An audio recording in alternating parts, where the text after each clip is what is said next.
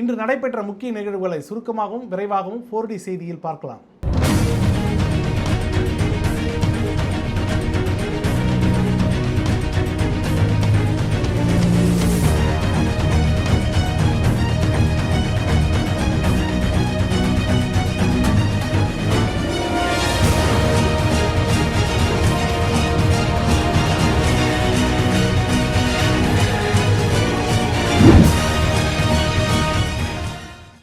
கள்ளக்குறிச்சி அருகே வாணியந்தல் கிராமத்தில் சொத்து தகராறு காரணமாக மதுபோதையில் மகன் தனது தந்தையை வெட்டி கொலை செய்த சம்பவம் அதிர்ச்சியை ஏற்படுத்தியுள்ளது.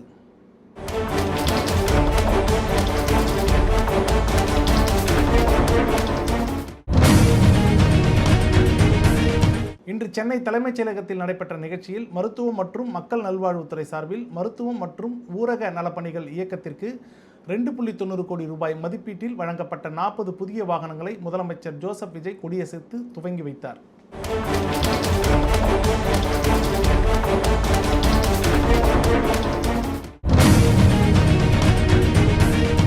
தென்னிந்திய திரைப்பட எழுத்தாளர்கள் சங்க உறுப்பினர்கள் தமிழக முதல்வர் விஜயை சந்தித்து வாழ்த்து தெரிவித்தனர்.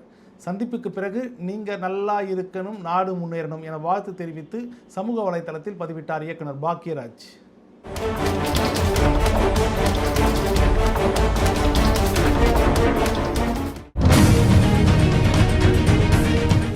பல்லாவரம் தொகுதியில் நடைபெற்ற தமிழக வெற்றி கழகத்தின் நன்றி அறிவிப்பு கூட்டத்தின் மேடையில் எம்எல்ஏ காமாட்சி, அவரது கணவர் மற்றும் மாவட்ட தலைவர் மட்டுமே அமர வேண்டும் என அறிவுறுத்தப்பட்டதால் அக்கட்சி தொண்டர்கள் அதிருப்தி அடைந்தனர்.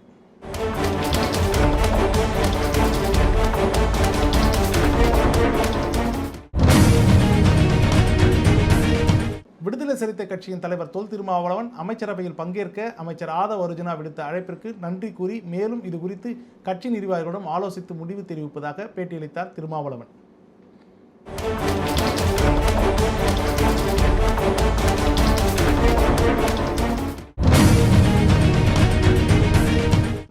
ஒன்பது லட்சம் பேர் எழுதிய 10ஆம் வகுப்பு பொதுத் தேர்வு முடிவுகள் இன்று வெளியானது. 94.31% மாணவ மாணவியர் தேர்ச்சி பெற்றனர். இம்முறையும் மாணவிகளே அதிக தேர்ச்சி விகிதம் பெற்று சாதனை படைத்தனர்.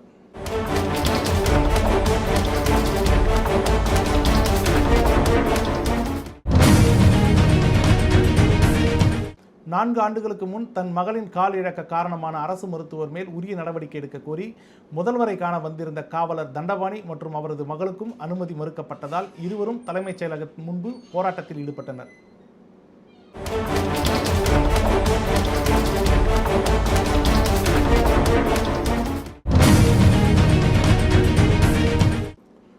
குடும்ப பிரச்சனையில் சிக்கியுள்ள நடிகர் ரவிமோகன் சபரிமலை ஐயப்பன் கோவிலுக்கு மாலை அணிந்து தனது 41 நாட்கள் விரதத்தை இன்று தொடங்கினார்.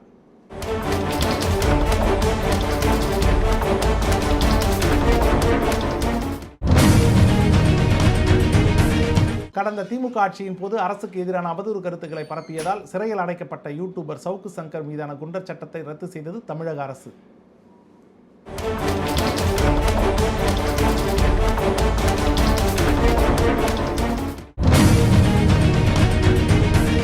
தங்களது சொந்த மண்ணில் நடந்த 2வது டெஸ்ட் கிரிக்கெட் போட்டியில் 78 ரன்கள் வித்தியாசத்தில் வெற்றி பெற்று 2-0 என்ற கணக்கில் பாகிஸ்தானை ஒயிட் வாஷ் செய்தது வங்கதேசம்.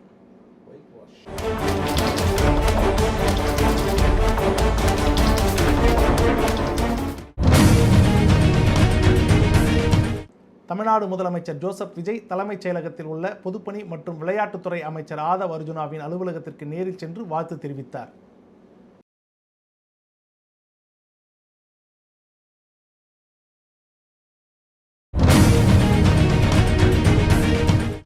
அயோத்திதாசர் பண்டிட்டுக்கு மரியாதை செலுத்திய செல்வ பெருந்தகை அமைச்சரவையில் காங்கிரசுக்கு அழைப்பு வந்தால் அது குறித்து கட்சியில் ஆலோசித்து முடிவு எடுக்கப்படும் என சாமர்த்தியமான பதிலை செய்தியாளர்களுக்கு அளித்துவிட்டு சென்றார்.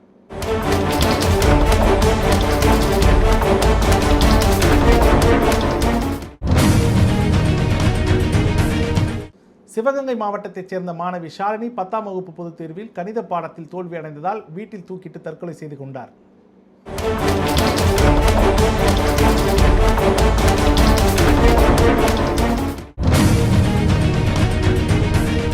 ஸ்டெர்லைட் துப்பாக்கிச்சூடு சம்பவத்தில் சம்பந்தப்பட்ட நபர்கள் மீது ஓய்வு பெற்ற நீதிபதி அருணா ஜெகதீசனுக்கு ஒரு நபர் கமிஷன் பரிந்துரைகள் நிறைவேற்றி உயிரிழந்தவர்களின் குடும்பத்திற்கு 1 கோடி ரூபாய் இழப்பீடு வழங்க வேண்டும் என்று பாதிக்கப்பட்ட 14 குடும்பங்களின் சார்பாக உயர்நீதிமன்ற வழக்கறிஞர் ரஜினி மதுரையில் கேட்டுக்கொண்டார்.